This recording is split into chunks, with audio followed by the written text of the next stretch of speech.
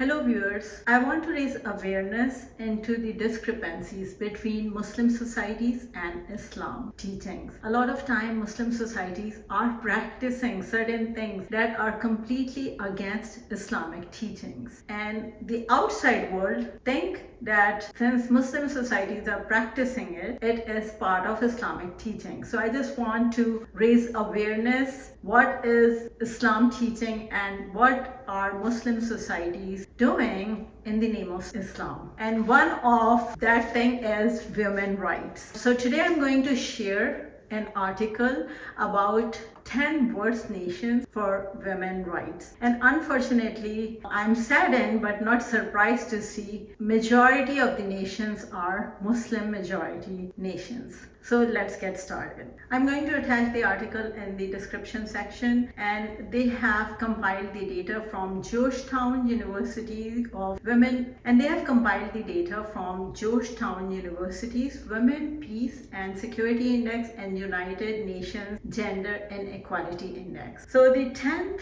in the list is unfortunately my home country, Pakistan. And the first in the list is Afghanistan. It is definitely not a surprise for me, but I want to go a little more into details. Afghan girls who are allowed to attend school generally don't stay for more than 2 years, and the country ranks highest for gender-based violence. 35 out of 100 women are exposed to violence at the hands of an intimate partner, and this is vastly underreported because women get shamed when they report these kind of incidences, so they just usually stay quiet. So of course I was saddened to see so many Muslim countries, but I'm not surprised. But good news is that it's not all dark when it comes to education and Muslim countries. Some of the Muslim nations are doing really well with their women getting education, and those nations are UAE. In fact, in UAE, university graduates are 70% women. So other nations are Iran. Iran is doing really good. Bahrain, Kuwait, Indonesia, Malaysia, Tunisia, all of them are doing better. And Saudi Arabia is doing good too. And Egypt is also changing their education system. So all of them, they are doing good in terms of women education, and I'm really hoping that other Muslim countries would catch up also. Girls' education is a divine command in Islam. The absolute first revelation to Prophet Muhammad, peace be upon him, from Allah was to read. Read in the name of thy Lord who created the human being from blood clot. Read in the name of thy Lord who taught by the pen, taught the human being what he did not know. So a basic principle of Sharia states that when a commandment is revealed, even if it is revealed in only masculine form, the female gender is also included in this commandment. Obligation to study for both men and women is also confirmed by not only hadith but also sunnah. And when I say that Islam put an obligation for both men and women to learn, it's not only Islamic learning. In addition to Islamic learning, it also includes secular learning. Prophet Muhammad, peace be upon him, was invested in educating women. In fact, he made arrangements to set one day apart where he would meet women and train them and educate them. Women in his household made contributions to poetry, medicine, science, technology. Women during that time opened schools and universities and made contribution in society.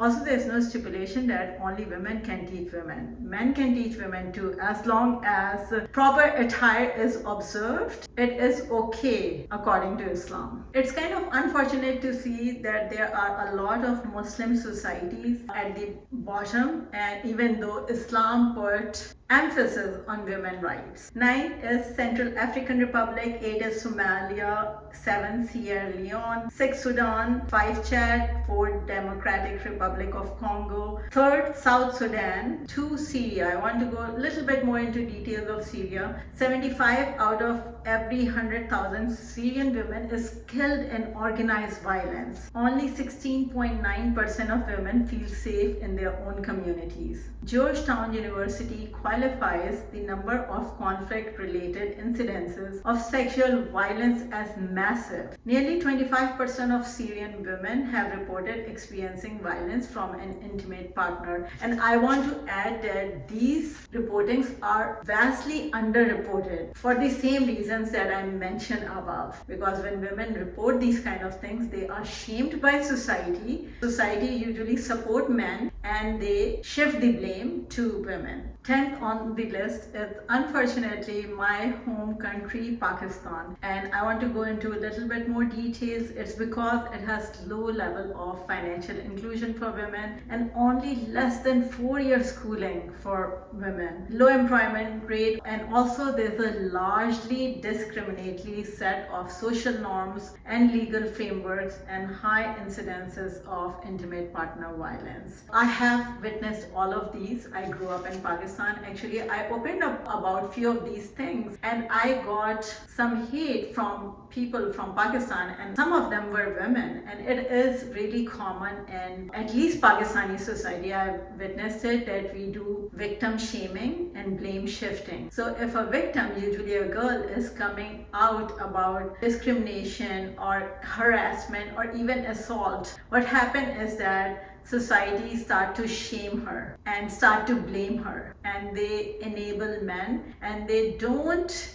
hold men responsible, and that's why men get away with all those things. It's more of a societal thing and also government thing too. There's no set of rules. I'm pretty sure there are rules for harassment, but just the society shaming women is so strong that most women don't come out about these things. They don't speak up about these things. In fact, there was a comment, and I'm going to share that comment, supporting Pakistani society, and I supported a lot of good things about Pakistani society, but it's a very patriarchal society, and as you can see, it's number 10 worst country for female rights. It was not my personal experience. I know it is happening around me because all the women around me were experiencing the same thing. So just supporting and protecting the perpetrator and singling out someone who's opening up about these discriminations is not going to help the society. Is not going to take Pakistan's name out of the bottom 10 societies for women's rights. And I'm going to share a story about how victim shaming is prevalent in Pakistan. I'm pretty sure you all know about Malala Yousafzai, who got shot just because she went to school. She was a young girl and she refused to sit at home and went to school and was shot on her face. And a lot of Pakistani people think that it was her fault. I don't know what is their logic, but they blame her. So this is prime example of victim shaming and blame shifting. And it's not only uneducated people. A lot of Pakistani